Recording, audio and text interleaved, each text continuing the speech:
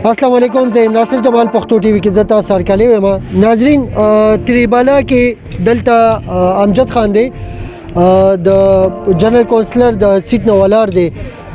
पा इलाका के दाग डिजत खिदमत थी और पर्सनली ज़दा रोड पेज नमा पदी चे दसर राब्ता कोलू के लगा मुश्किलात बदासी ऊँची कल मरी लजले मा कल दीजिता द फ्रांके कस से दा पता ताना के दे नोताबा ने वो पजूर आगा कस लजान रसोलो نو دا د ژوند دی کې تیر شولو بهرحال زه خو حیران دې ته یم چې د سیاست ته د څنګه خیال شو نو تپوس یې نه کوو. السلام علیکم جی. وعلیکم سلام سر جی څنګه یې ښه شکر دی امجد صاحب د دغه تاسو سیاست ته راتګ دا څنګه چل دی سر جی بس مونږه زه خپل ځاني راووتم ما چې د علاقې لپاره خدمت وکړو د خلکو خو ډېر وخت نه لګیا او چونکې دا خلک هم غواړي چې امجد وای تاسو د الیکشن ته ودرېږئ د دې زیاتر د زمونږ د علاقې د خلکو دا دغه د خواهش دی چې تاسو الیکشن ته ودرېږئ او الیکشن انشاءالله وګټئ. زه اصل کې د خپلو کلیوالو د خپلو رشته دارانو زه ټولو مجبوره کړم دې سیټ ته چې تاسو د الیکشن لړاو کوئ او امجد وای تاسو مخکې خدمت کړی دی او انشاءالله دې نه بعد به هم تاسو کوئ. نو زمونږ انشاءالله د امید دی چې مونږ دا خلک یعنی زمونږ د علاقې کم خلک چې دي مونږه کامیاب کی انشاءالله مونږ به خدمت کوو شپه ورځ به انشاءالله د دې په خدمت کې مونږ حاضر یو چې څه قسمه خدمت راځي انشاءالله مونږ به کوو. صحیح ده جی انشاءالله امید خو شته چې د ګټلو چانس خو په دې به چې فیملی سپورټ هم دی یارانو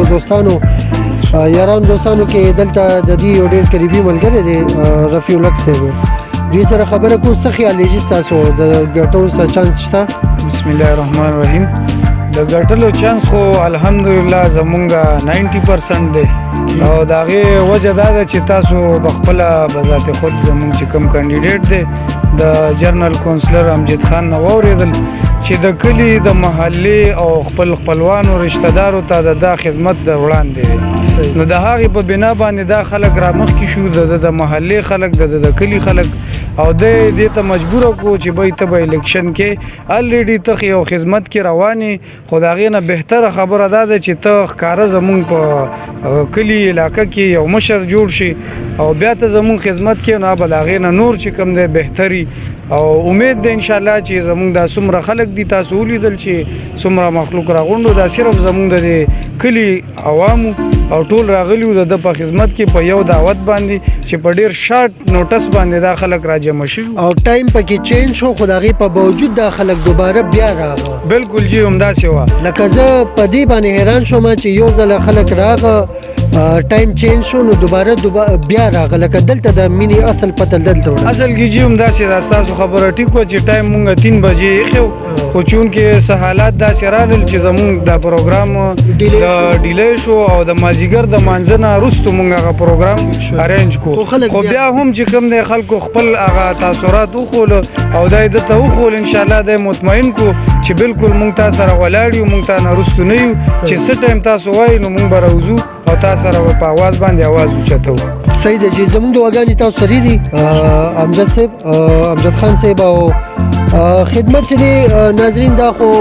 زمونږ د تربیت سوي زمونږ د مذهب زمونږ د قرآن د حدیثو د هر څه کې دا خدمت شته خو دا چې دی نو دې سره یو عهده وي نو هغې کې دا یي چې هغه آواز لږ تاثیر سي واشي نو دا بهتر خبره ده که یو یار دوست تاسو داسې وینئ چې هغه خدمت الریډي کوي او هغې کې هغه پالیټکس ته تاسو راولئ نو دا خدمت جذبه چې دی نو هغې ته یو رنګ میلاو شي. ډېره مننه ستاسو امجد خان صاحب. تھینک یو سر. ډېره مهرباني رفیع الحق صاحب. تھینک یو سو مچ.